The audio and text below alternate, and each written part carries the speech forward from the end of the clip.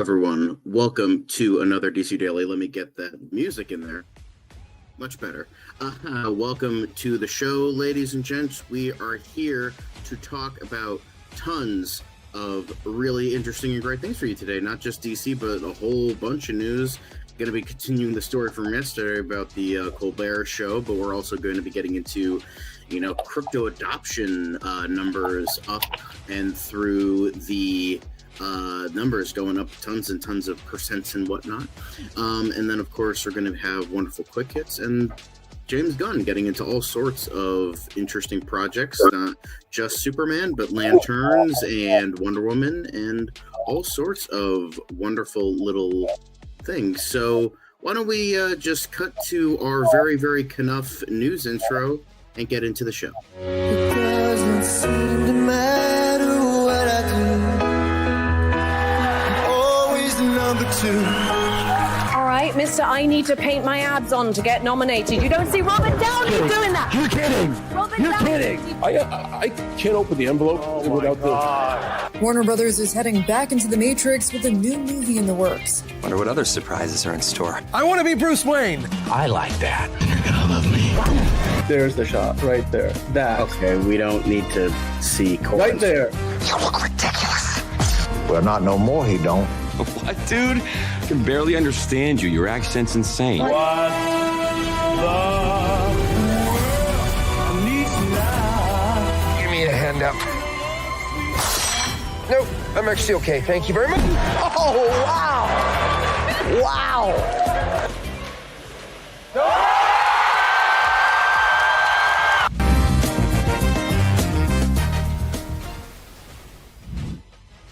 Oh my God, guys.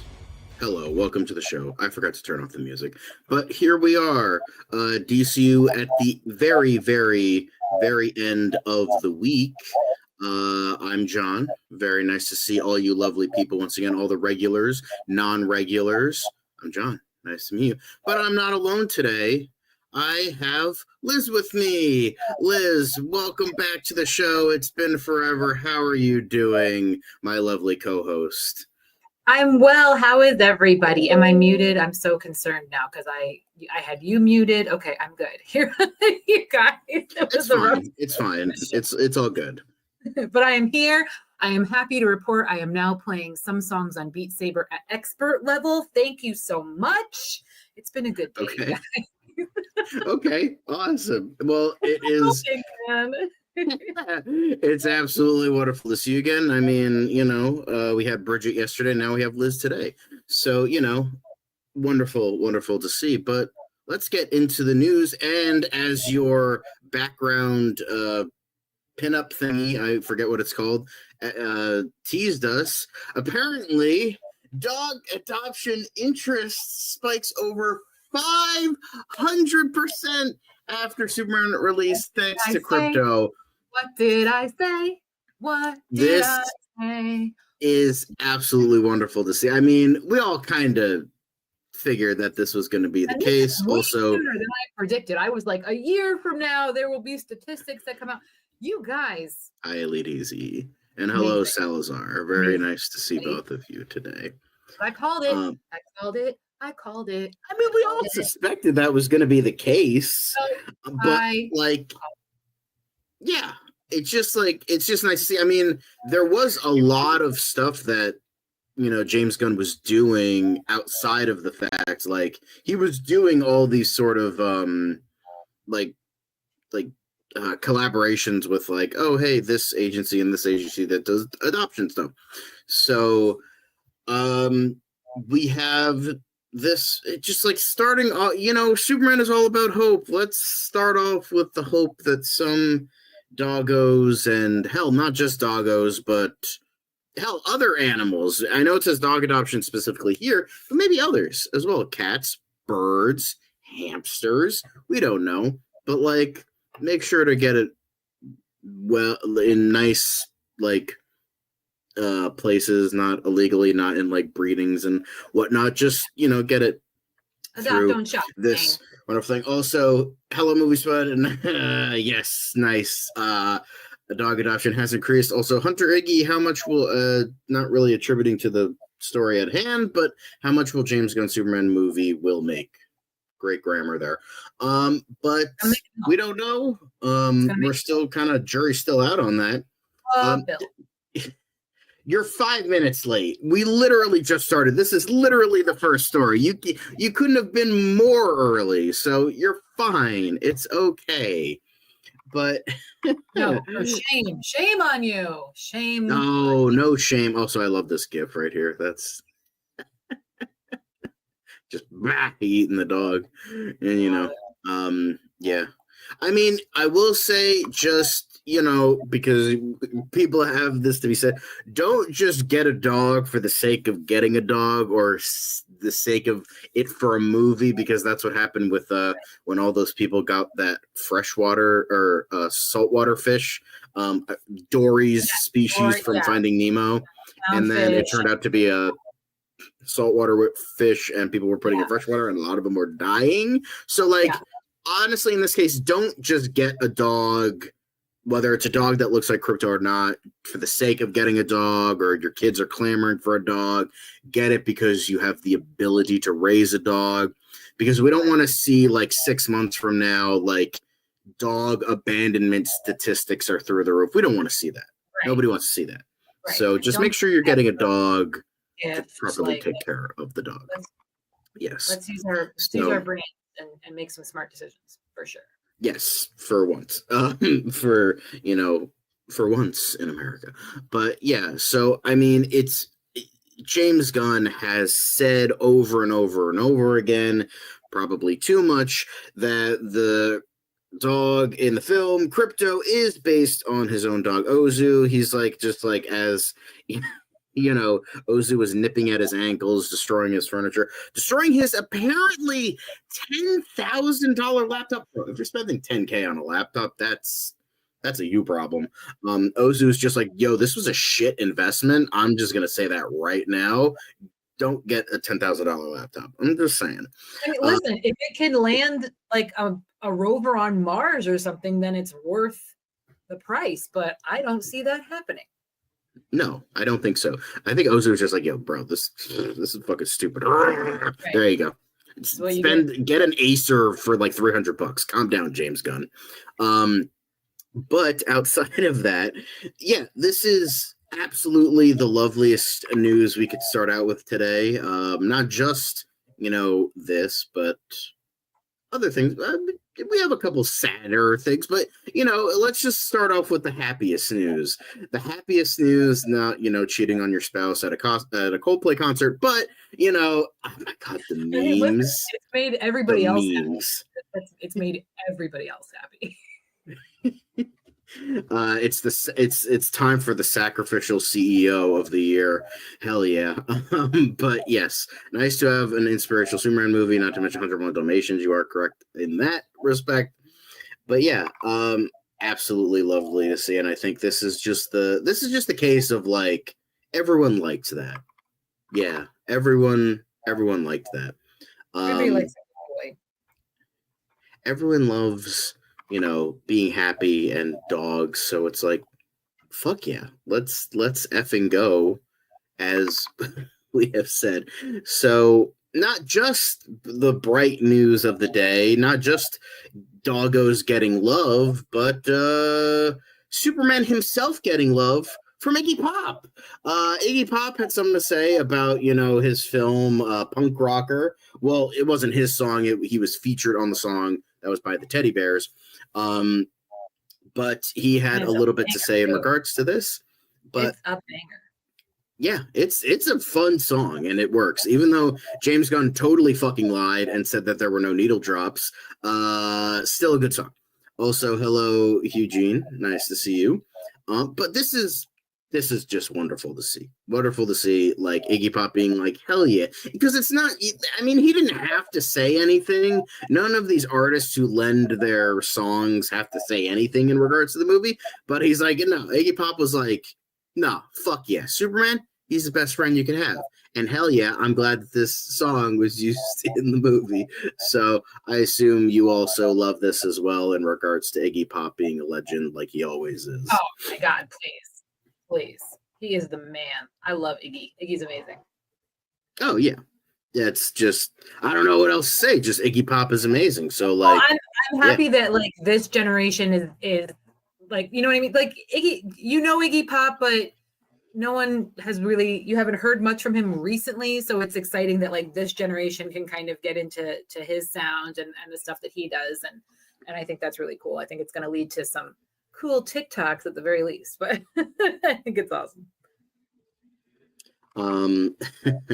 But yeah, this is this is awesome because it's just like I don't want to admit it. It's like the song. It's like it's kind of weird, but like no, I'm gonna listen to the song on repeat because it's like I will say it does kind of work because like the lyrics are kind of cheesy. Like I'm a punk rocker, yes I am. I don't know. That's just like feels like a cheesy line to me, but like it like works overall. But more people entering the chat. Monique Rupley, hello, all happiest of Fridays to you. I had not listened to Iggy Pop in years, so boom, now you have an excuse to listen to him again. So yeah, Iggy Pop just letting us know how awesome he is and still letting us know that he is a punk rocker. Yes, he is. But this isn't going to be the last Superman news. Of course not. Even though we're not in DCU Daily just yet, we are going to still be talking DC stuff. So this was in late February of last year. This was the first makeup and wardrobe test between the two, between Nicholas Holt's Lex Luthor and David Cornsweet's Superman. Thoughts on this? Looking good, looking bad? Do you think improvement, worse? I'm glad they fixed up Lex. He's looking a little too matte, a little too caked. So they got that right for sure. And you know, David looks great all the time. So yeah. You think so? You're saying the suit looks a little bit too baggy, or no? The bald head, everything like it's a little too much makeup on there. What some would refer to as a cake face. He's a little caked up. Okay, I thought you meant cake as in like ass, and I'm like, and like he's cake, beef cake, like beef cake or something like that. I wish. Okay. So I was like, because I noticed like in the like here he's wearing more of a loose suit. Well, in the movie he was more like nice tight suits. So yeah, that's what I thought you were. Maybe I'm just gross. I don't know. But yeah, this is a great. I will say, the emblem is looking a little bit different, and the costume looks. I don't know, maybe because this is a close up, or this is HD, but like the coloring is definitely very different, and the vibe is overall pretty different. So, I like this. Nick has a perfect round head. Great Lex Luthor. And Dick Tracy Rogues Gallery. I think we talked about some of his images before, but yeah, this is. I'm now looking at it. Like looking at the image, not the image through a screen, but like, yeah, that he definitely looks cakey there. I didn't know there was I just saw, too much makeup, but yeah, no, he does a little bit. No, he doesn't have the nice complexion like you do, John. Don't be embarrassed, John. I mean, I love my cake too. I don't have cake. I have a relatively flat ass, but I do love cake in all its different forms. But fits the theme of film perfectly. Yes, talk about the Iggy Pop song. And again, it's not even his song; it's the Teddy Bear song. It's featuring Iggy Pop, but it's by them. So gotta get that because I know the comments will be like, "It's not technically an Iggy Pop song." I know. But next thing, apparently you can get one of the many action figures, figurines, statues, whatever the hell you want to call it. The brand new NECA figure for the film with a pretty nice bulge right there. I don't know if I do say so myself. But brand new NECA figure. Would you get one of these, Liz? Because this is looking pretty nice. I mean, everything from the neck down looks great, but the face for me, and also the head looks too small for the rest of the body. I don't know. I'm just. It does. It does a little bit. The trunks are a little too. Good to know. Oh, okay. Yeah. Same, Monique. I get it, girl. That is never gonna get a complaint from me, folks. Anyway. Cake for days, baby. Cake for days. No, he also the trunks look like more boy shorty than they do like briefs. So and it looks like the bulge looks pointed. Like it's not like rounded like a package. It's just like. You really, you know what? From now on, if toy manufacturers, could you refer get the bulge consultants in your DNR, your R&D, whatever you want to call it, because we've got some notes. There you go. So, yeah. Oh, I'm sorry. By the way, gang, completely unrelated, but it's Vin Diesel's birthday today, so family. Happy birthday, and we'll do a little, and remember. I don't have friends. I got family.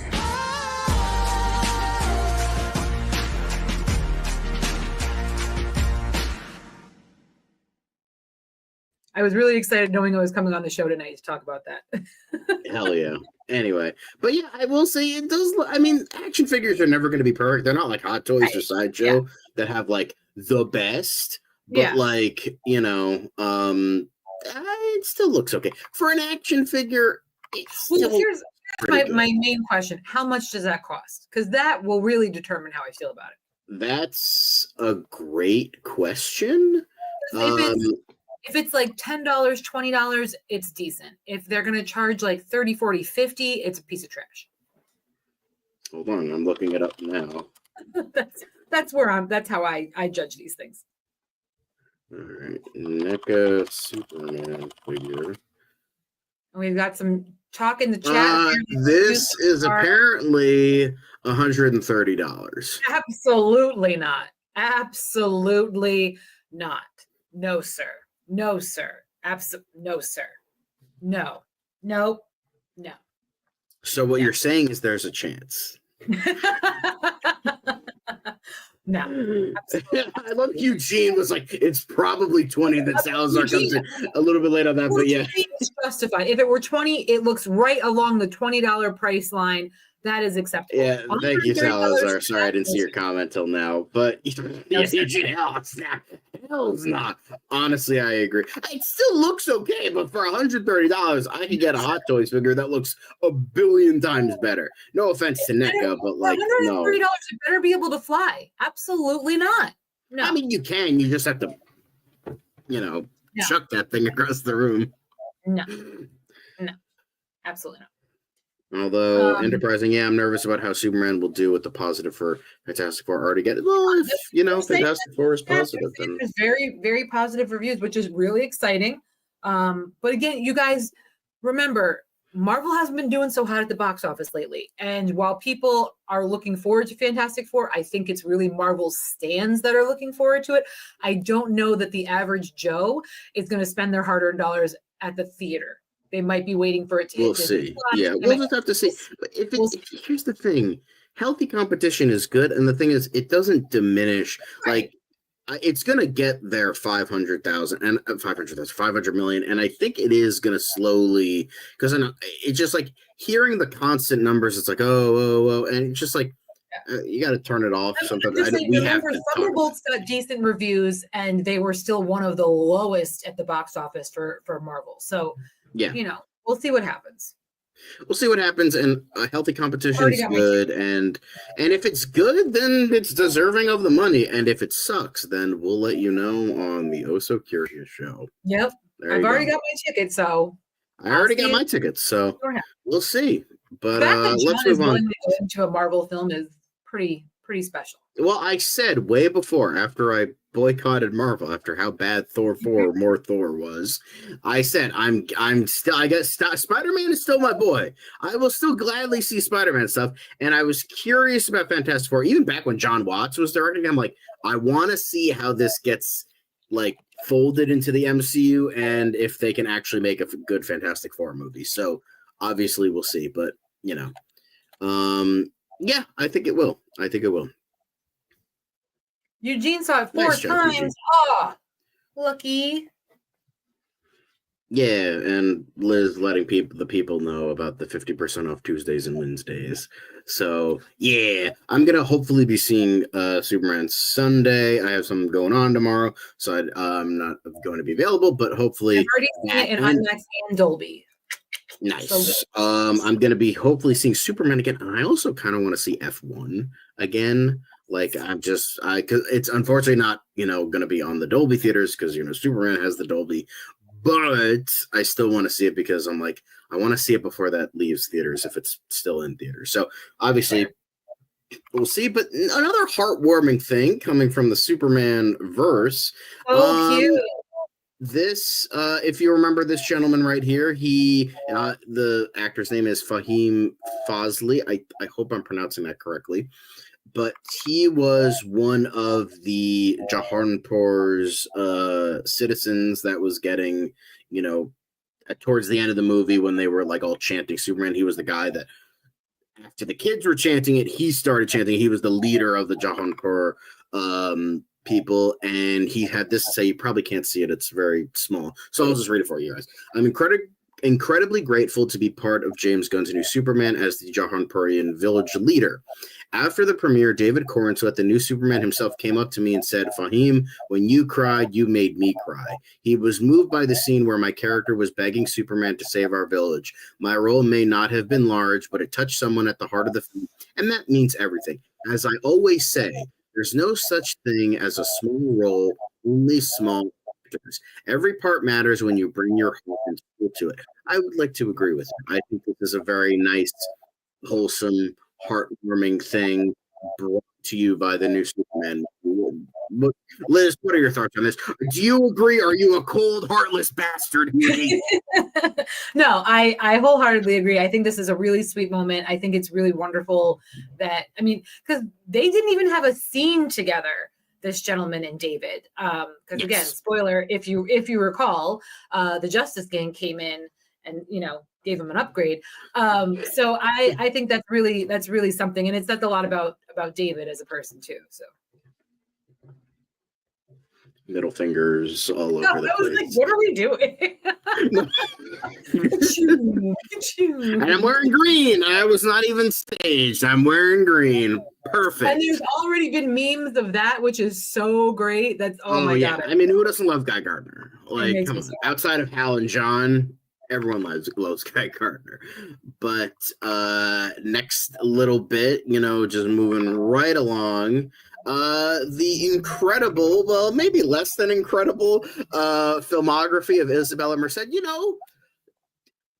Superman is her first good movie, guys. You know what? Congratulations. I will never not see her as Dora, even though she's been in all of these things. She will forever be Dora, and I don't care.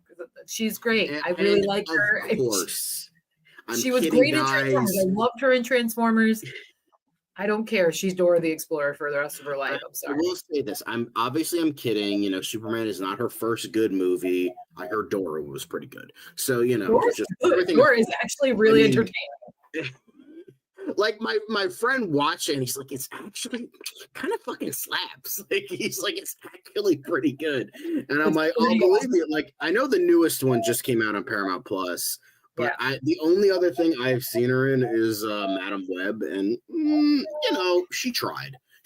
Yeah. I don't blame her for that movie. The only reason I remember her in Transformers is because it drove me absolutely insane. She had that, and you can see it here, the one strand of interface, the whole entire freaking film, the entire time. And that's all the same. As you guys know, once I zero in on something, that's all I can see. Drove me insane for the hour and a half. I can't. So forever will be more for me. Yeah, I agree, Eugene. I think Last of Us was kind of the thing that brought her to a lot of people's attention, ironically, right before the movie came out. So, I think, this is, I would like to believe that I agree with Nexus Point News here. I think she is a rising. I hope that all the people involved are rising stars because I think they all deserve that.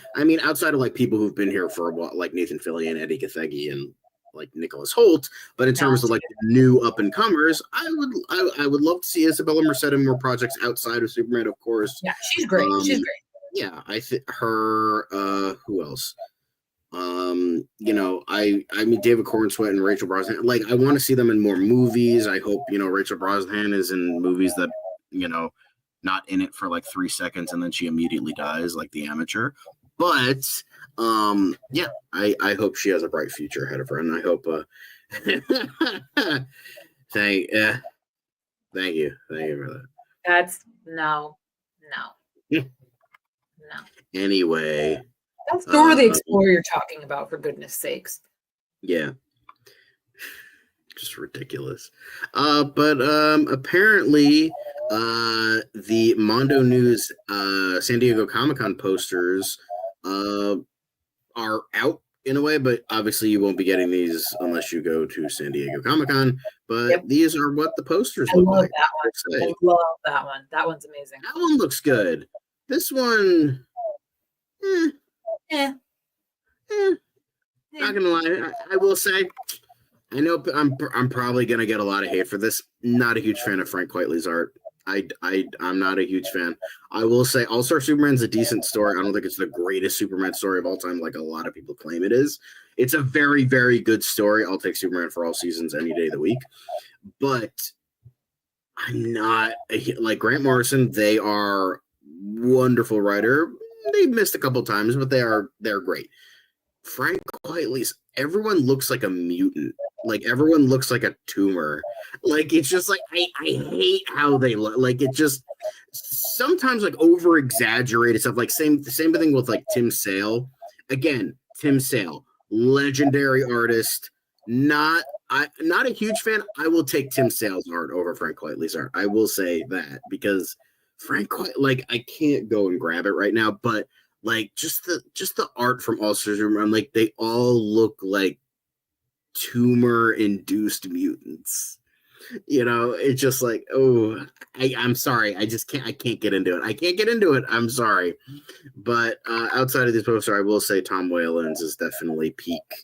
And Frank Quitely's is okay. But yeah, sorry. I love that one. That's all I'm going to say. I love that one. That one's great. Yeah, that one's way better. Sorry, Frank Quitely. Anywho, moving on to the next thing. Apparently the memes are in, guys. The memes are in, and we are talking about them. Apparently the new Superman might have cured my depression, and it's making people feel some goddamn hope for once. I wasn't going to bring it up at the time, but your girl's been going through some things personally, and that week in particular was really, really rough for me. And yeah, I felt the same way when I left that theater. I was like, oh, okay, life isn't so bad. I agree. It made me feel great. I know there are some crappy reviews out there from people who are just not fans in general and just don't get it.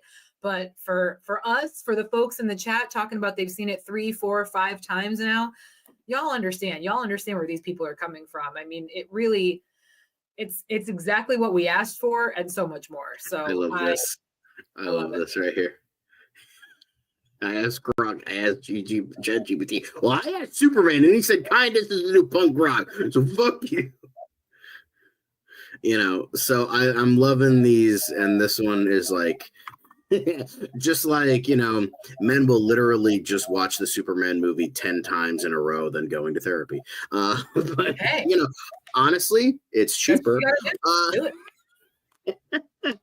I'm gonna hopefully see it again. But yeah, this is hilarious, but at the same time, kind of true. But like, go to therapy, guys. Like, in all seriousness, go to therapy. If you're feeling not great, if you could afford it, if you could, you know, just go to therapy. So, you know, I know, but like, I just gotta let the people know is all. But you know, Superman, this isn't going to be the end of the Superman talk. Don't you worry. We are going to be getting into more Superman stuff in DCU Daily, but we have to move on to kind of lesser things, you know, because, yeah, it, you know, things suck. But we touched upon this yesterday, and I'm very curious to know Lizz's thoughts. But yes, nice new nails, by the way. And I wish they were like kind of like Obviously, if that was too much, I wish like one was like blue, one was white for Invisible Woman, one was like orange for Human Torch, and then one was like brown for the Thing. That would have been. John, we can make that happen. Don't even. You should just give me ideas. I can totally make that happen. Catch me in a week, gang. I'm just thinking. I didn't think that would be really fun. Anyway, I think I closed out most I'm of doing the. Oopsie daisies. Did I close out most of the links? I think I might have. Oopsie daisies.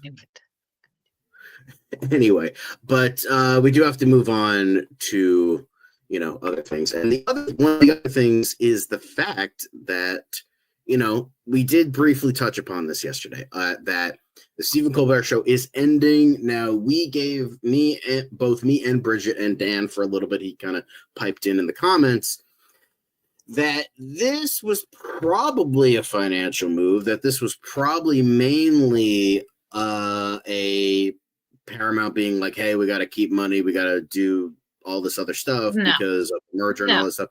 But now as more and more stuff is starting to come out, it seems like it's a punk bitch ass move is what it is. It's not financial. It's a bitch ass punk move is what it is. I'll just let you go. All the projects they have, of all of the things that they put their funding into, bull. You're not going to tell me the Late Show is sucking you dry and you're not getting ratings and you're absolutely not. Miss me with that bullshit, Paramount. I'm this close to canceling my subscription to Paramount Plus. Don't go there with me. You're a bunch of liars. You're a bunch of cowards. You absolutely did this because he happens to disagree with a move that you made, because you did a bitch ass move once already. Now you're doubling down on your bitch ass punk moves. Please. We all see through you. I don't want to hear it. All of the other networks are going to kowtow to it too. You're pathetic. Steven's going to do just fine. He is going to keep it moving just like he did during COVID, during the pandemic. He has other projects in the back burner. He going to be fine without all y'all. Okay? Fuck you. Fuck you is what I have to say to that. Fuck you. That's all. Tell us how you really feel. I'm just, please miss me. It's like the statement that idiot that got caught at the Coldplay made out, like, oh, well, oops, it was, no, fuck you. You done made a mistake. It blew up in your face and you have no excuse, but other than the fact that you're a punk ass bitch. That's all that is. That is what that is. That's all. Okay. Sure. But that is apologies yesterday, because we didn't have a ton of information. It was just we just had this very small bit. So now that things are coming to light, it seems like it's like they're punk ass kind of bitches. the thing we didn't want it to be, but now it seems like it is the thing that it's going to be. So yeah, I mean, we try not to get into that on this channel, but it is kind of the reality of it all. So I mean, I am gonna say this personally. I'm not a huge Stephen Colbert fan. I'm not a huge late night. You don't fan, have to be a fan. That's not the point. But it's just like it goes to show that. Thank you, Fiona. I don't know. That's gonna have to. If this is less than 2 hours, we have to cut that into a YouTube short. Dan, get on it. But yeah, this is kind of unfortunate, and other late night hosts have already said this. Jimmy Kimmel, again, one of the few times I've agreed with Jimmy Kimmel. Fuck you and all your Sheldons. Like, you can green light 10 Big Bang Theory spinoffs, but you can't have late night. So yeah. Anthony, hello. You're saying read my last comment. Obviously, yeah. Anthony was saying this yesterday. It looks like he was right. Sorry. I don't agree with that totally. I think it's a political move because half of these guys are in the back pocket of the president, and Colbert was constantly criticizing Trump. And it's also because Colbert came out and called them punk ass bitches for kowtowing to Trump and paying him that settlement of the $16 million. So that's where all of this stemmed from. And then, all of a sudden we can't afford, and it's no bull. Well, if you hadn't been punk ass bitches kowtowing to the president and dropping $16 million when you should have fought, like, people with backbones would have done, but we're not going to go there. Yeah, they're just punk ass bitches. That's all. Yeah.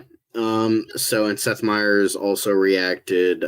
They were, of course, praising and supporting Stephen Colbert in light of as this. I was talking about COVID, they all were a part of a podcast together during COVID called Strike Force 5. It was Seth Meyers, Jimmy Fallon, Jimmy Kimmel, Stephen Colbert, and Jon Stewart. They all had a show, and all of their funds that they generated through that podcast went to the unions while they were all on strike, and also during COVID and all of that, just to basically help all of the people that the small, people that were only working part-time or that kind of thing, the staff that were basically out of a job while all of the pandemic and everything was happening. They were helping pay those people's bills. So, yeah, what a piece of shit. Stephen Colbert doesn't deserve to be on television. Yeah, okay, whatever. Like I said, he's going to be fine. He's going to be fine. He's going to be fine. If he does actually retire from this, then I hope he enjoys the retirement, or he'll move on to another. There's no way. I mean, he has his own podcast too, so there's no way. It's just, another example. I mean, it feels like everyone's moving. It feels like everyone's moving to, podcasts now, but Bridget and I did touch upon this. And even if it is, it's not just, the whole Berger thing. It does bring about the idea of like late night kind of being a has-been thing, whether like ignoring the political move or not.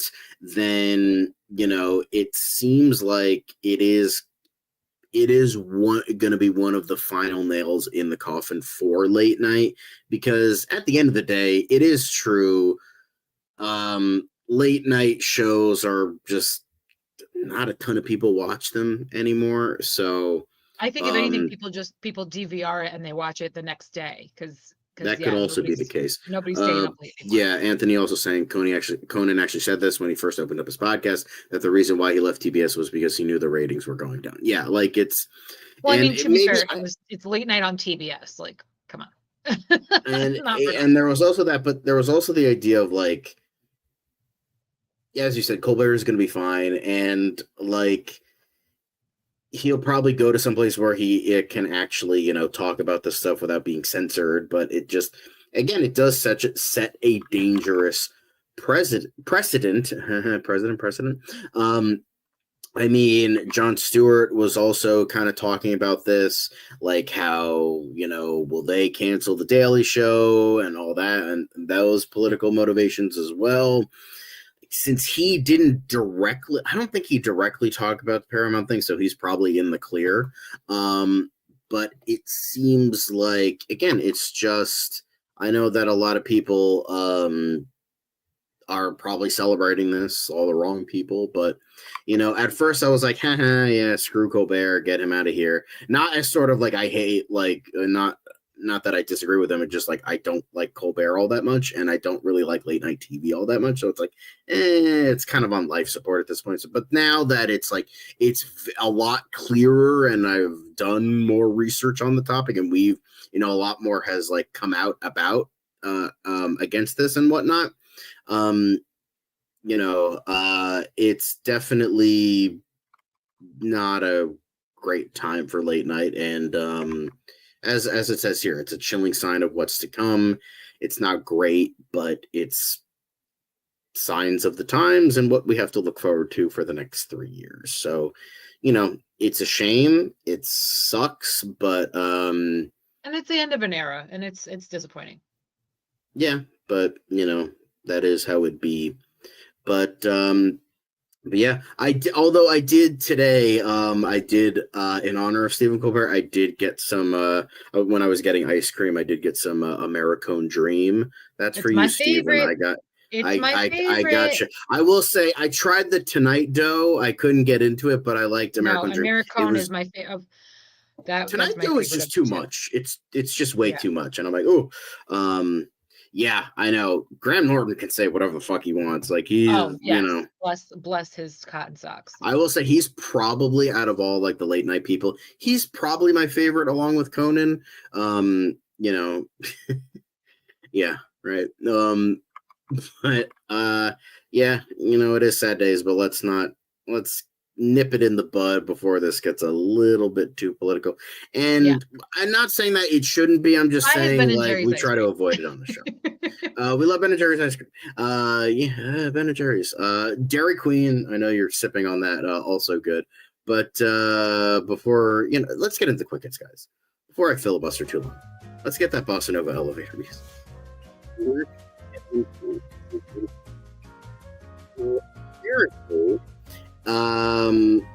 Bridget Moynihan to reprise Blue Blood's role on Boston Blue, reuniting with the lesser Wahlberg, Donnie Wahlberg, the kid who shot what was it, Bruce Willis in Sixth Sense.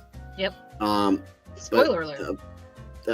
Thoughts? It's a fucking 26-year-old movie. I mean, good for her. I've never watched Blue Bloods, but I don't think you're lesser. So yeah, cool. Hooray.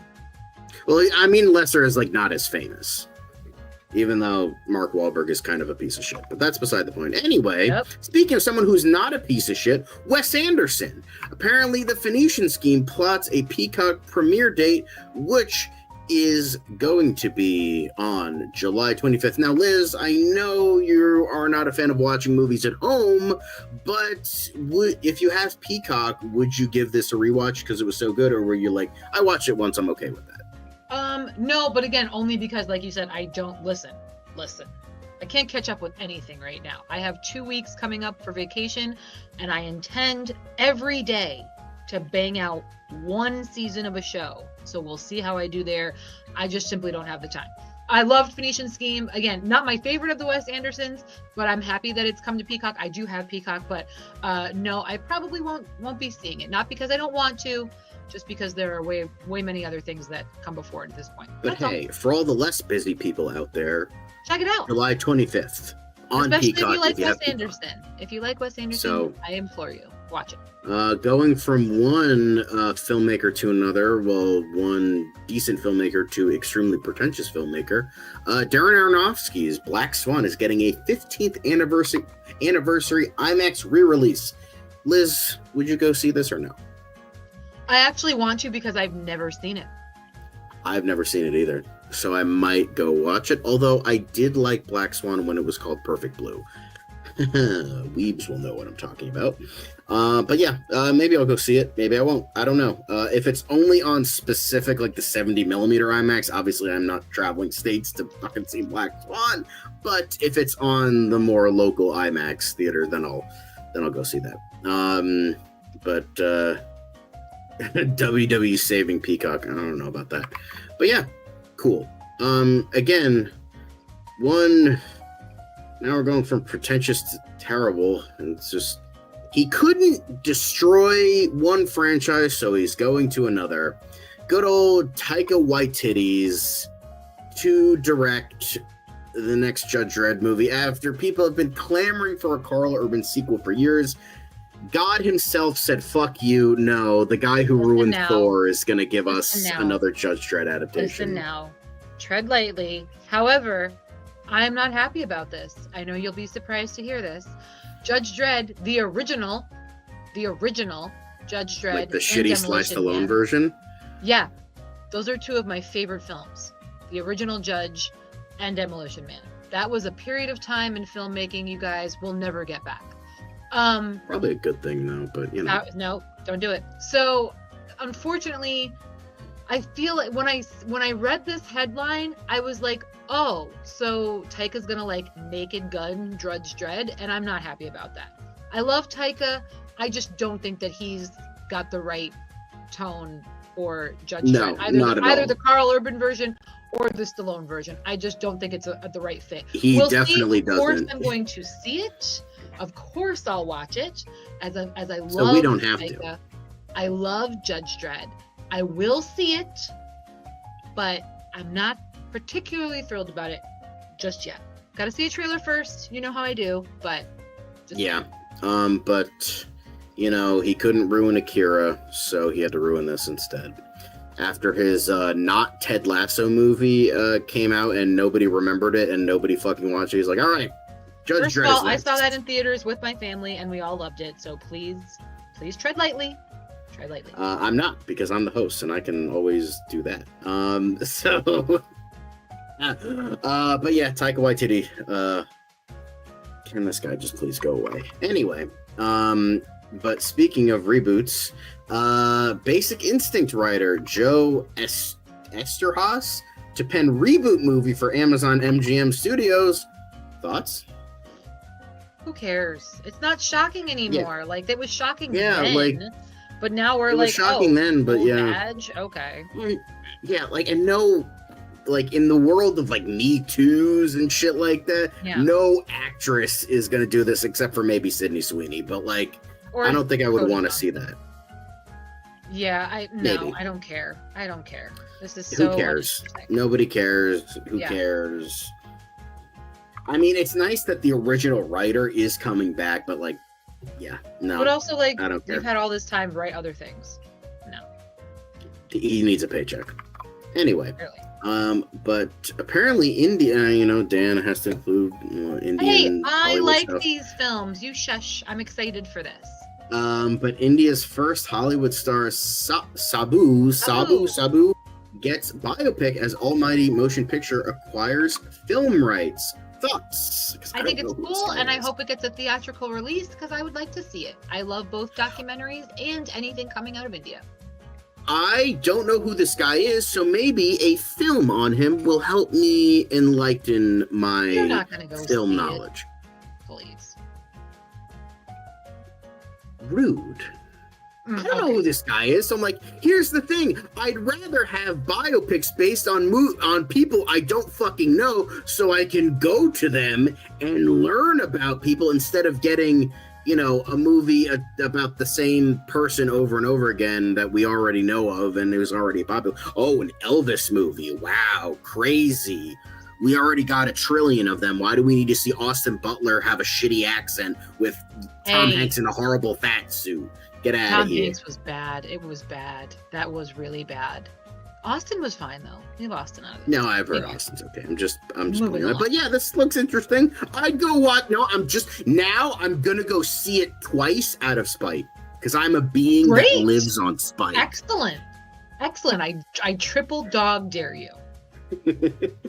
But going to the TV side of things, apparently Tulsa King spinoff Nola King, starring Samuel, is ordered a series at Paramount Plus. Unfortunately, the people with no backbone are all about this. But thoughts on ignoring that part. Ignoring well, again, it's like my whole battle with this J.K. Rowling situation and the new Harry Potter series coming out. Right.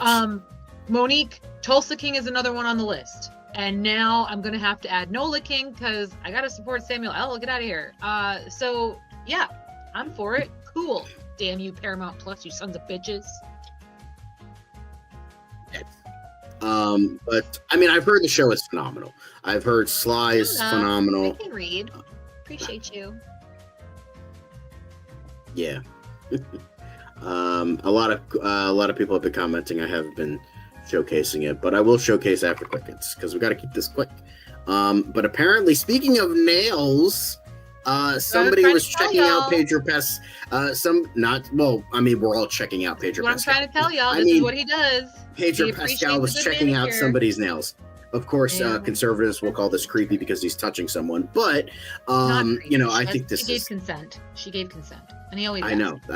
That's what I'm joking about because there's that whole thing that apparently Pedro Pascal is creepy now because he touches people consensually. Conservatives are just mad that they have to do it unconsensually because they can't touch a woman for the and they're mad that he stands up for trans rights and he's a decent human being. Oh, what a piece of shit. Okay. Anyway, but I mean, I would say, although Liz, I would say I think your nails are better. I'm just saying. I love his suit though. Although the collar looks a little fucked up, but I like the Bono sunglasses. Yeah. He's rocking it. I feel like Anyway. he should be wearing nothing but the Mr. Fantastic sunglasses that we've talked about. I thought you were gonna I just thought you were gonna end. I think he should be wearing nothing. It's like, whoa, okay, Liz, this is a PG show. Listen, I am not a horn dog 100% of the time, like contrary to what you people believe. So let's everybody just pump the brakes. Yeah, and thank you, Fiona. Daddy Pedro. Zaddy, Nice Fiona? guy, It's Pedro. Zaddy? And Fiona saying, John Tellis, I think she looks beautiful today. There you go. Appreciate you. I work today, so that makes me feel really good. But going from great things to like Pedro Pascal to shitty things, I Know You Did Last Summer scares up 2.2 million in previews, as it is a horror movie and it's part of a franchise. Of course, people are going to see it. And Ari Aster's newest film that may or may not be a disaster is at $625,000 at the box office. Thoughts on this, Liz? Are you going to see both of those? I will be. Yes. Smurfs? I will be seeing all of that. I plan to see the Smurfs. I plan to see Eddington. I plan to see I Know What You Did Last Summer. Maybe not this weekend, but next week for sure. I also just want to shout out my podcast producer Mike. Actually shot and directed the ESPN I Know What You Did Last Summer merger commercial. If anybody has been seeing those, that was my podcast producer. He made that. So yeah, really cool. But yeah, no, I'm gonna see all of it. I'm disappointed in Eddington's numbers, but hopefully they do better than that. I think people are a little burnt out with the political dramas right now. It's political heavy. Yeah, it's Ari really Aster's last heavy. movie also bombed and was horrible. Yeah. So I think those two things, and it's such a it's sandwiched in between. Like, not only is it sandwiched in between Superman and Fantastic Four, but on the same weekend, it's I Know What You Did Last Summer, which is a relatively popular franchise movie, and then The Smurfs, which is a popular kids movie franchise. So it's like they're saying the Smurfs is only going to do like 10 mil. Like they're not expecting a whole lot for this. Oh yeah, of course not. Like absolute shit. But again, I'll be seeing all of it. It's got a ton of stars. Project. So yeah. Apparently, Eugene gave it a 6 out of 10. Okay. But I'm cool for my friend's watching it right now. I know the twist. Obviously, I'm not going to say the twist, but apparently the twist is very stupid, and I agree. Is it Freddie Even Prinze someone who Jr.? has never watched the first one, it's very dumb. Is it a very Freddie Prinze? dumb twist. Anyway, What? okay. Well, no, I'm seeing it. I'll see it. Oh no, obviously I won't. Yeah. I'll let you. But moving on. Speaking of Daddy Pedro, apparently Matt Shackman says Reed Richards will lead the Avengers. What are your thoughts on this? Why are they doing this? Why are they doing this? Stop giving shit away for free, okay? I don't want. First of all, let me develop a liking for his character. We haven't even seen the film yet. When I read this headline, I was like, ill. I don't know if I like that. Why? Because I don't know if I like his character yet. We have talked about this, John, right? We don't know that he is right for that role. Let me fall in love with him first in that role before you go spoiling the next role and the next thing that he's a part of. I don't like. Stop it. Their marketing is really making me mad these days. Y'all are doing dumb things. Dumb things. Sorry. But plus it's kind of dumb. Like, he leads the Fantastic Four. Why is he fucking leading the Avengers? Why isn't, Sam Wilson leading the Avengers? That makes sense. Captain America leads the Avengers. So, yeah. Or fucking whatever the Iron Man analog is going to be. Like, what? Whatever. It's fucking stupid. I'm over this. But moving on to 90s awesomeness, we have Johnny Cage. I saw the teaser apparently trailer today. released. I'm so happy. I'm so happy. I'm so happy. Apparently, we only got this poster, which is an obvious homage to the Mission Impossible poster with Tom Cruise. But Ed Boon posted this image. Thoughts?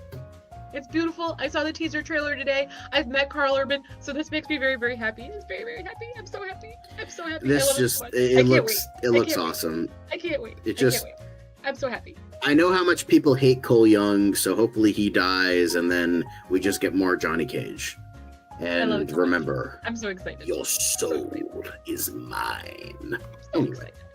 It's my kind of film. These are the kinds of films I love. I'm so excited. And then it has begun. But moving on to the next thing, apparently analyst says GTA 6 could generate over $7 billion in revenue in just 2 months. Yeah. Y'all No disgust me. shit. People have been waiting for this for 15 years. I don't understand. I still to this day will never understand why anybody likes these games. These games are horrible. It's so terrible. But you degenerates are gonna throw your hard-earned dollars at it, and God bless you. I hope it's everything you've been waiting for. You bastards. Oh, terrible. Just terrible. Oof. Ouch. Listen, Fiona. that's fair. I get it. I Ooh, didn't even damn, see Fiona, that. right on Dan's show. She's saying that. Right on Dan's show. Woo! Yeah, and then Monique being like, Carl Urban, here's my heart. Anyway. Yeah, 100%. But yeah.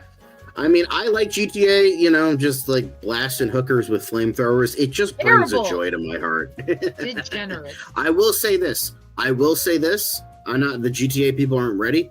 Bully is a better game. I'm just gonna say that they're better. It's better than all the GTAs.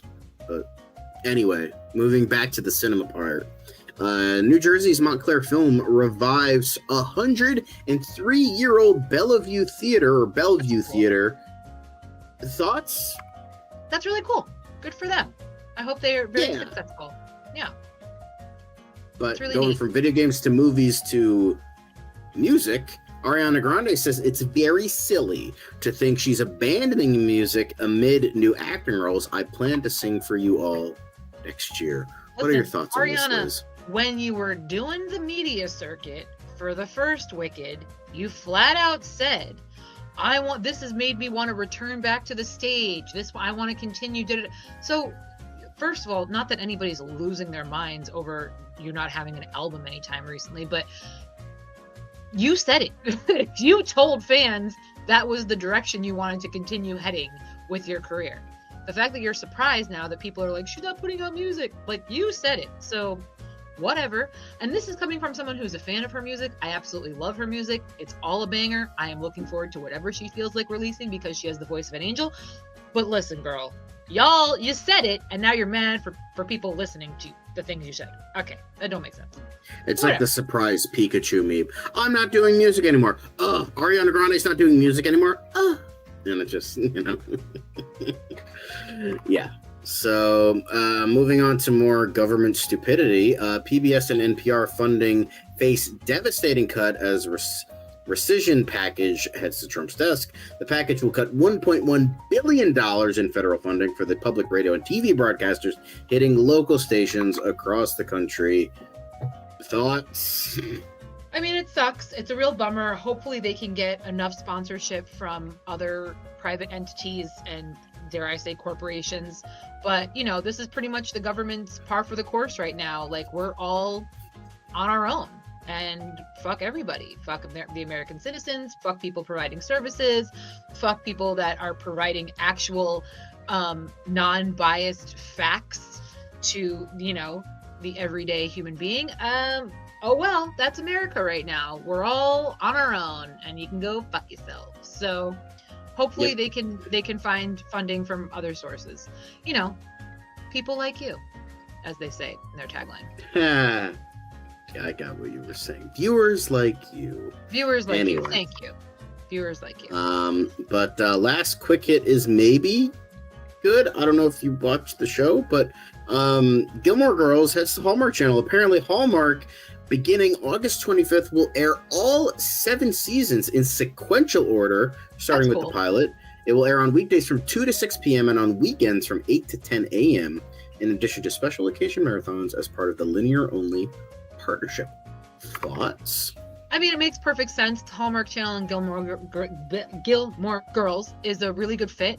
So good for them. I hope they get some more fans out of it. I rewatched it all when it went to Netflix originally, so cool. Yeah. And with that, I'm sorry, Liz. That brings the end of Quick Hits.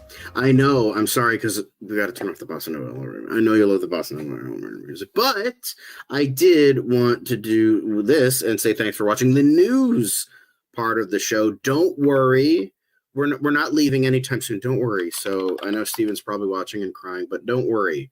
We are still gonna be here. We're just moving. And don't worry, I'm gonna play the intro today. But we are, we still got DCU Daily. Don't worry. And we're going to be talking about, of course, many Superman things, many Supergirl things. But thanks for watching this part of the show. And make sure to like, comment, and subscribe, and click the notification bell so you know when we go live, so that you know if we're going live 11 p.m., midnight, 1 a.m., all that stuff. So you know. We want to help you guys out. But with this, let's transition into the DC part of the show by being blessed. Another project that's been blessed from the beginning. There's the shot right there. That. Okay, we don't need to see right there. Hey, buddy. Eyes up here. Now you want to get nuts? Let's get nuts. Here we go. Victory mine. Ask me how am I doing? I'm telling you, really, I'm doing sublime. I never wait in the stewardess line. I just go do it. I'm moving my time. Really had nothing to do with it. How am I moving? I'm moving like you want to shine. Follow my lead. Don't listen to lies. I had to put me all in the line. That's why I know that victory's mine. I prefer Jared Leto. Hunka, hunka.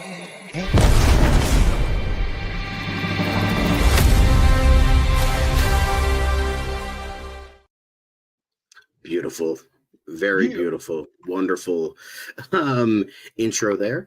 And hello, guys. Welcome to DCU Daily. I'm John. Nice to see all of you. Of course, to all the people that know me and all the people that don't, hello, John.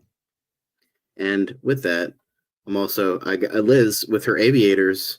Liz, how are you doing on this wonderful day? And what are you excited to be talking about on this lovely, lovely Friday? Oh, I don't know. Just how I called it. Just what did you call this time? Or were you just talking about the adoption thing? Yeah, it's the same thing. Oh, okay. Okay. Also, I met a long lost cousin today, so that was also really exciting. I've had a lot of wonderful things going on today. Very nice. Very nice. And I'm also eating ice cream, so this is the best day ever. Hey, I ate ice cream before, so I already beat you to it. So, but, let's get into the wonderful DC news that we have today. The first thing that we are going to be talking about is not Superman related, but in fact, Lanterns related. James Gunn said this in an interview a couple of days ago, I think, at this point. Also, yes, Fiona, haka. That apparently it is gonna be Jon Stewart's story, which shouldn't be a shock to a lot of people, considering that, they cast like half his family in like younger roles, older roles. Aaron Pierre's young, Kyle Chandler's fucking 60, so it's like it seemed kind of obvious that they were going in that direction where it's going to be the mentorship and Jon Stewart's going to mostly take the reins. But he did say it's basically Jon Stewart's story in a lot of ways, but it's with those other characters, Hal Jordan and Guy Gardner, which I still think shits on Dan's stupid ass theory that Guy Gardner is going to get killed, especially with how popular now Guy Gardner is from the movie. No fucking way. I'll be real upset if that happened. I'll be real upset. Even if that was the case, which I don't think it is, like they would have reshot that shit with how popular Guy Gardner came out of the Superman movie. I'm just saying. Like, come on, that was dumb. But Liz, what are your thoughts on this? Are you excited to learn about more characters that you're maybe not really aware of? So I am. I think Guy Gardner is still going to end up being my favorite Lantern, just because I just loved him so much in Superman. But I'm excited. Hopefully this is a show that I can get to in a timely fashion. Hopefully. I mean, you watched The Penguin, right? That I did. Only for you. That was a mini I do these series things also. for you, just for this show. Yes. Pitch Perfect decision by Gunn. I will pick on him however I damn well please, okay? Because Dan is in the chat. You know. Yep, you Hi, creep. Dan. Being creepy. I mean, sure.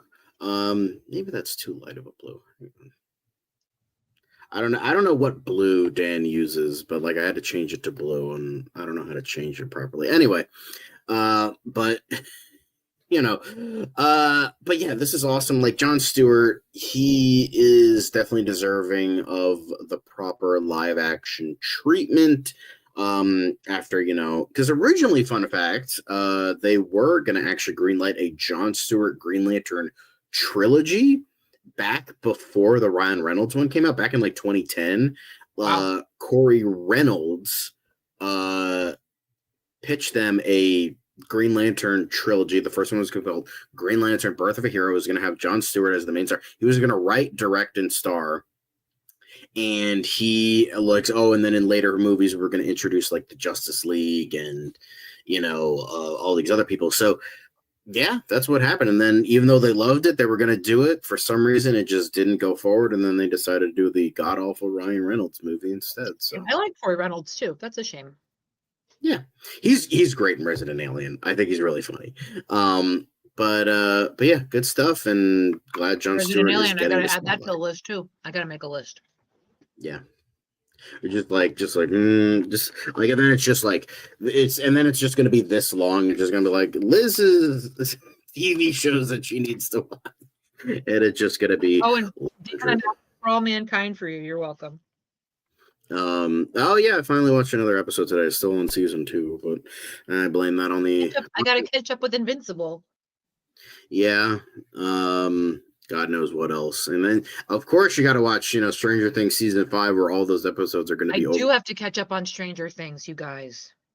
Good luck, because the last 2 seasons each episode is like 2 to 3 hours long. So fun.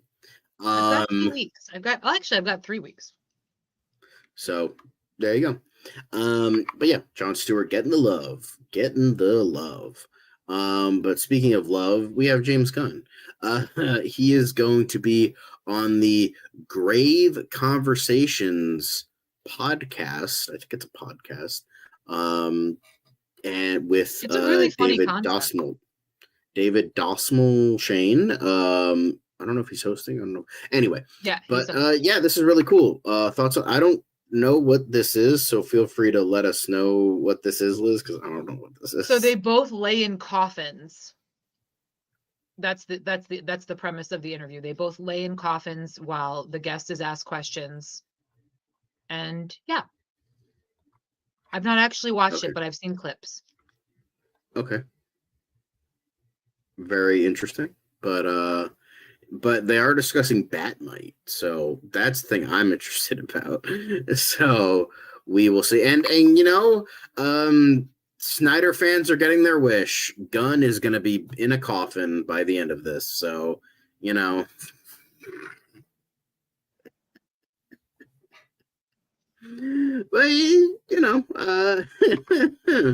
sorry, I had to. I'm sorry.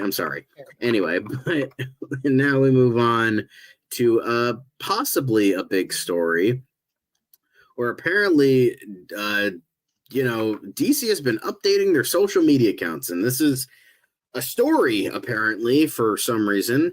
Because they changed everybody's logo. They changed everybody's logo. They did. It wasn't, so everyone's on high alert. No spoilers, but sorry. For instance, we have. No, you're good. You're good.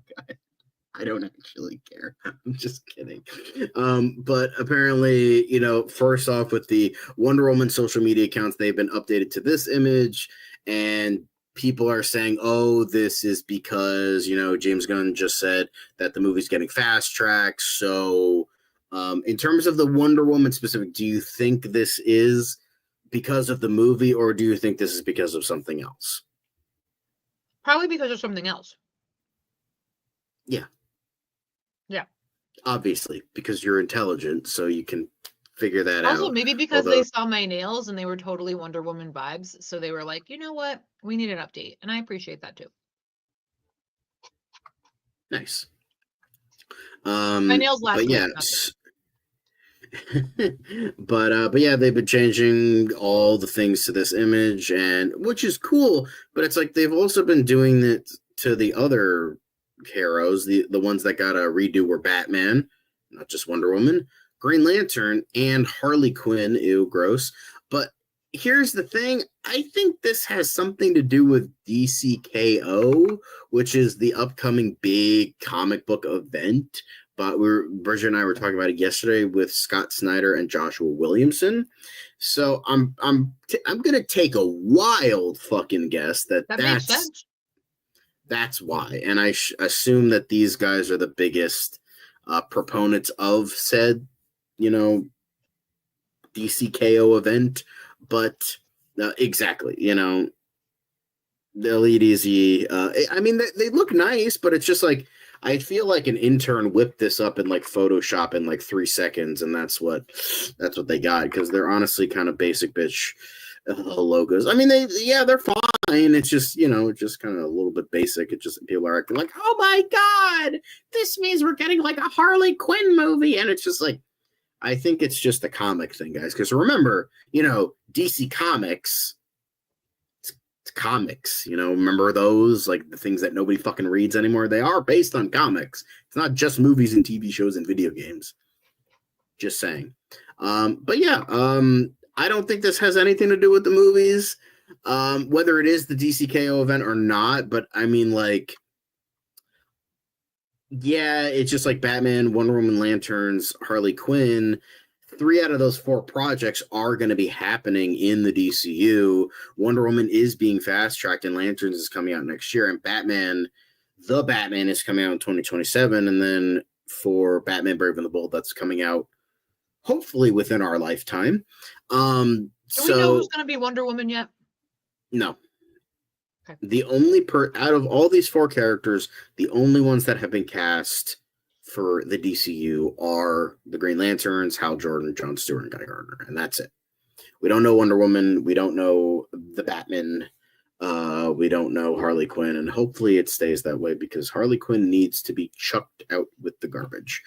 But we should do. I wouldn't mind seeing the old yellow oval Bat logo. Yeah, I mean, that's what this is kind of insinuating. This was kind of the classic Batman logo for a while because of the movie, so cool. Yeah, I don't know. I don't know, guys. I don't know. I just think that this is kind of cool and not really hugely noteworthy, but people are acting like it's noteworthy because the people are insane. I mean, they're cool, but they're insane. So, yeah, moving on. Apparently, again, means nothing to me, but it's worthy to talk about because Warner Brothers is excited by Matt Reeves' recently submitted screenplay for The Batman 2, which is due out in October 2027. What are your thoughts on this, Liz? Does this make you even more excited, or you're like, nah, whatever? It doesn't, because the WB are just a bunch of corporate shills, so who gives a fuck about their opinion? But if they're happy, those corporate shills can cancel the movie if they don't like it. Yeah, that means they're going to cut the check. So if they're happy, I'm happy just for that alone. So hey, I'm just excited that we're that much closer to Batman 2. Yeah, I mean, I always go back to the classic argument of like, yeah, of course they say it's good. What are they going to say? Oh, yeah, Matt Reeves delivered the script. It sucked dicks. We're canceling the movie. Like, obviously, they're not going to say that. They're going to praise the hell out of it so they get people excited. And so even if it reeks, but please be quarter vowels. But James Gunn did say that, being the head of DC Studios, he did say, we're not going to continue if we don't get a good script. And it seems like it's a good script. And he did say it was great. So it seems like they're continuing on. It's the actions of it all. That's the thing I care more about. It's like WB and James Gunn can blow smoke all day, every day. If this goes into production, and if like James Gunn says it's good, then and the moves are happening, that's what I believe. One, because this has been delayed so many times that I'll believe it when I see it, when this thing finally happens. But even outside of that, there's the actions of it all. The actions of We're not doing it until we get a good script. And it's things start doing, then it's like, okay, it must actually be a good script. So that's the thing. Exactly, Enterprising. It's good news that it's done, at least. That's kind of where I'm at right now. I'm just happy we're one step closer. Yeah.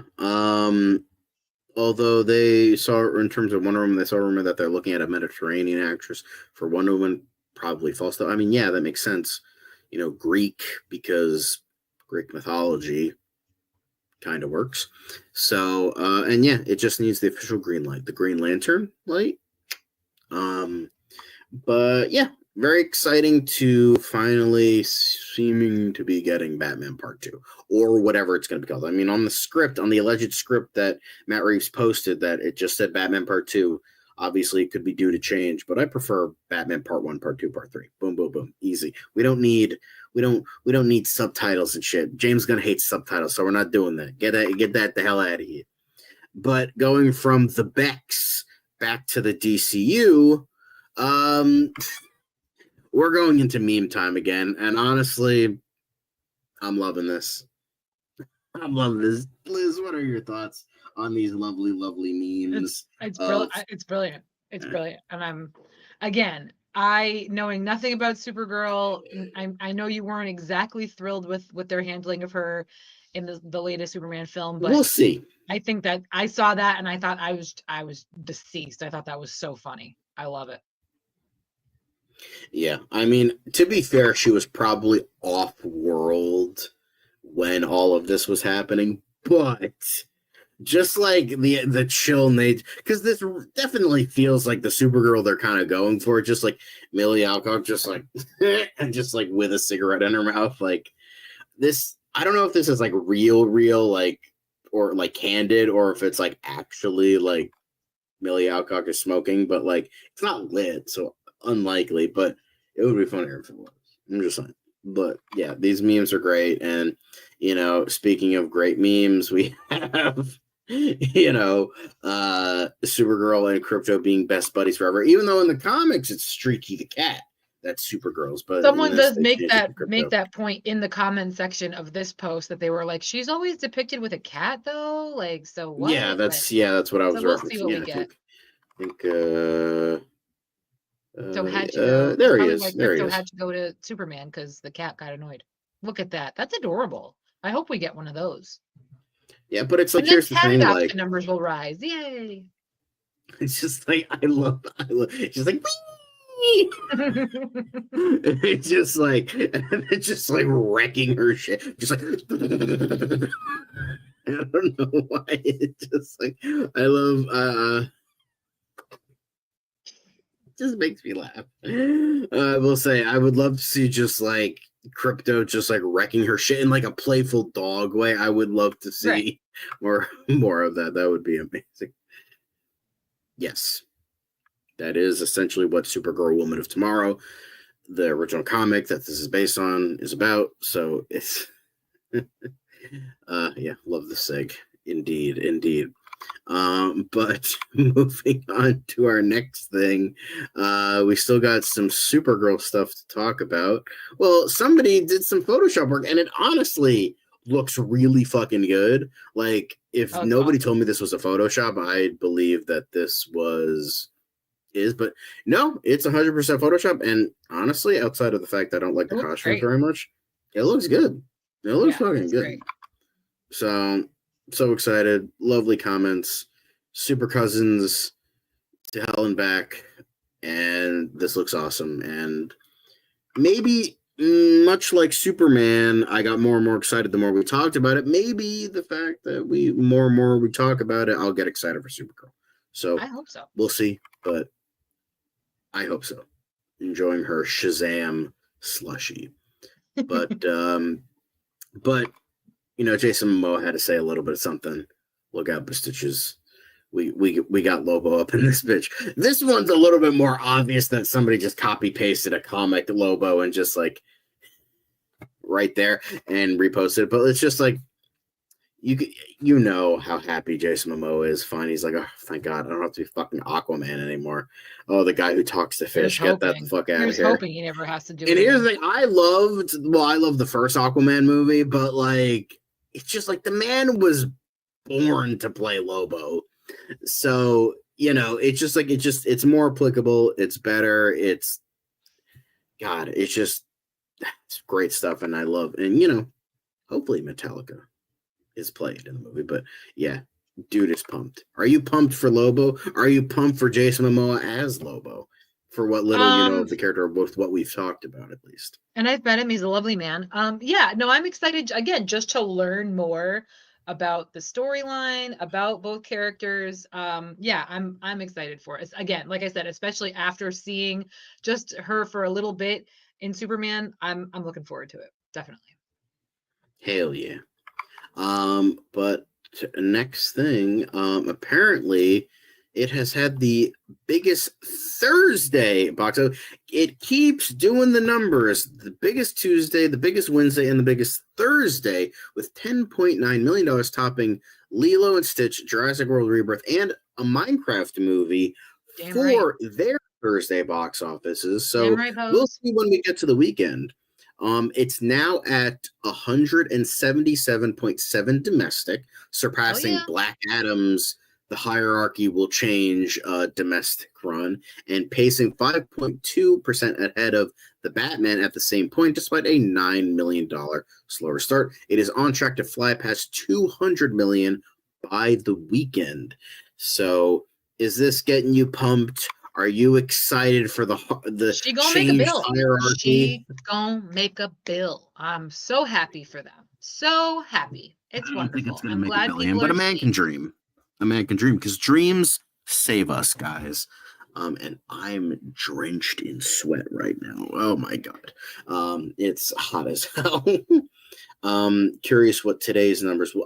Obviously that's going to count into the overall weekend numbers. So usually it's not just Friday, unlike all the other days of the week. So it's going to be Friday, Saturday, Sunday. So we'll see on Sunday, Monday when those big numbers are going to be. So yes, enterprising. Wait, are you saying I believe period, or you believe Liz with what she was saying? Whatever, it's fine. But yeah, apparently Superman has made $314.5 million worldwide by Thursday.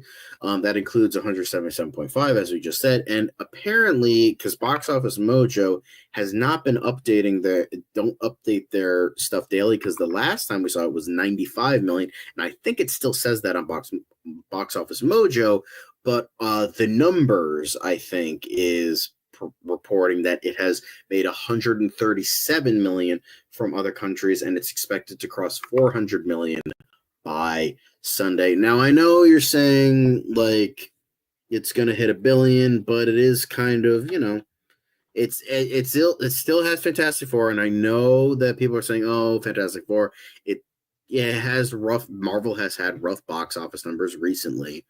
But do you think that'll stop the Superman hype train, or do you think with all this competition, it's still going to make that $1 billion?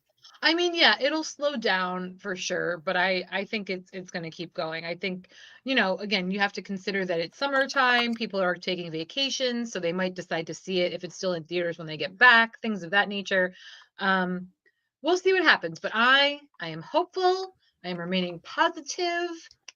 I want it to make that bank.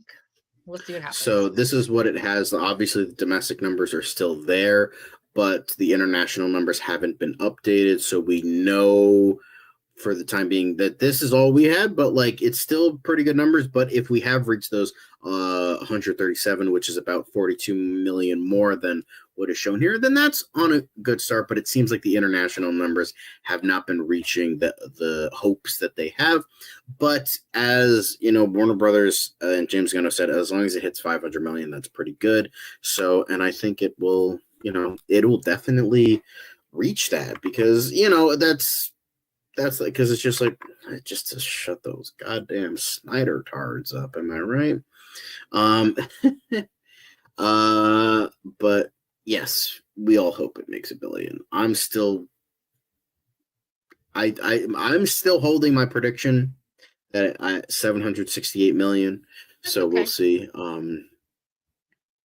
One person at my job saw it. My go-to restaurant owner saw it. Another coworker wants to see it. Yeah, that's great. Spread the word of mouth about how great and hopeful and amazing Superman is. So it gets back, and these are the specific numbers. The only plus is on that Tuesday, the record-breaking numbers, and it's only dropping like bit by bit. It's dropped 31, and then it dropped only 7. So that's pretty good, and it's still that number one. Still that number one because we can see here that Jurassic World Rebirth, which makes sense, 4 million. It's been in theaters for a couple of weeks as opposed to Superman, which is only that 1 week. And then F1, then How to Train Your Dragon, then Jujutsu Kaisen apparently has their movie out. So yeah, these are some pretty good numbers for Superman. Double what Rebirth is doing. But obviously we'll see when the big weekend box office comes in and truly destroys everything. But I think that might be it, guys. I think that's it for DCU Daily. I know we had a very short day today. Where did Dan put that? There we go. Oh wait, no. We have one more thing, don't we? It is in fact Friday. We have a Q&A session, guys. I almost forgot about that. So we will get into those questions. I don't know how recent these questions are, but I did grab some. These might be from a couple weeks ago, actually. So we have, these were talking about mainly box office stuff. So since we just talked about box office, we will be talking box office. So Harbinger 00. So I was wondering if you have seen or if you've done any looking into the foot traffic of these box office numbers. Obviously, we're going into very hard specifics. There's a math breakdown on X of Man of Steel. Yeah, I think we did kind of go through this a couple days ago, but we'll still talk about it and breaking a day-by-day analysis of the box office take with what that total, breaking it down to $1 per ticket, equaling now many butts were in those seats. Those stats looked like Superman 2025. If that breakdown is legit, then this is not the win the internet thinks it is. Yeah, me and Dan, we did go through that a couple days ago. We had, the whole sheet of it technically beat Man of Steel, but technically not because the preview numbers were different and, the whole adjusted for inflation thing. So there was a difference. It didn't technically beat Man of Steel, but on how numbers are calculated now, then it did. But it was all very technical. So it did and it didn't. But we are also getting, I think we also touched on Manolo Rivera's comment on this, but Batman Begins found itself in a similar position. The movie was tasked to recapture the trust of DC fans after several poorly received entries. That is true. Not adjusted for inflation, it grossed a total of $373.4 million worldwide, 205 domestically, and 168 million internationally. Additionally, the theater-going experience has dramatically changed. So I agree with that. I think WB has finally grown some type of brain or common sense that maybe that you don't need to get $1 billion for this to be successful. It's with how many stinkers the DCEU has had lately, as we keep saying, 1 out of 6 were box office successful or critically successful. So, Folie à Deux, Shazam, Aquaman the Lost Kingdom, Blue Beetle, and The Flash were all either stinkers at the box office or stinkers from audience and critical wise. Yeah, they just needed a win. And this seems like a win and a good promise to the start of the universe. So, enterprising, semantics hunch, but thanks for the super chat, enterprising. We appreciate it. What? Why are you quoting Danny Phantom? It will be curious when Fantastic Four comes out. Will Superman be at least? I think it'll be number 2 because I think Jurassic World Rebirth is still doing really well overseas, so I think that's where it's getting its money. But hey, you still gave it a 6. That's still positive. But I think that's where it's like mainly it's making money, while like Superman is definitely winning domestically, and it's definitely going to be number 2 at the very least. It would be funny if it was number 1. Not saying I like hope that. I'm just saying it would be kind of funny. Yeah. But yeah, it's the main thing with Superman is that it needs to be a success for the people being like, oh hey, DC's actually still pretty good. Or like after the failure of Batman and Robin and Batman Begins comes out, it's like, oh no, Batman is still good. All right, cool. So yeah. And then this is going back to the box office stuff where Man of Steel did 128 million if you include the early screenings. It's strange that people are not doing the 3-day for Superman, but comparing their full opening, including the early screenings, to MCU's only 3-day. But if you include those early screenings for both, MOS versus Superman Global opened in 72 markets. MOS had a staggered release and only opened to 24 markets this opening weekend. It's very weird that they're honestly just being very deceptive with Fantastic Four coming out in 2 weeks. I think if it reaches 600 million, I'd be surprised. Yeah, I could see like people, it's just like, I think people were just kind of grabbing onto anything. They're like, it's just doing really well. And it's still doing well. It's still doing very well. It keeps making box office records in terms of weekday, which is saying a lot because nobody's seeing movies on weekdays and nobody's seeing movies in general, but they're not seeing them on weekdays. Well, yes. Yeah, and this was kind of the final thing about the box office is you have to remember Man of Steel came out before the pandemic, and Superman had to deal with all the baggage and the failure of the DCU plus Superman job is to get people back in movie theaters to watch DC movies. Yes, as I keep saying, it's to get people back into the movies for DC, to get them back into the public light again. This was just the transition movie, and then I feel like Supergirl will stamp the seal of approval on this new DCU big screen movie theater wise. But we still have, I believe we still have some fan comments. No, we don't. That's it. Okay. But yeah, okay. So I did want to get into some, now that Marvel and DC, Marvel's like, oh, thank God, finally an actual competitor after the DCU fucking sucked. So, also that. But also, hello, Kyle. You kind of were coming in at the very end here because we are actually Hey, I done. met Ralph Macchio too. Cool. No, I have not. I did meet John Wesley Shipp and Jeffrey Combs though, so that was pretty cool. The Flash and the Question. So, but that's it for today, guys.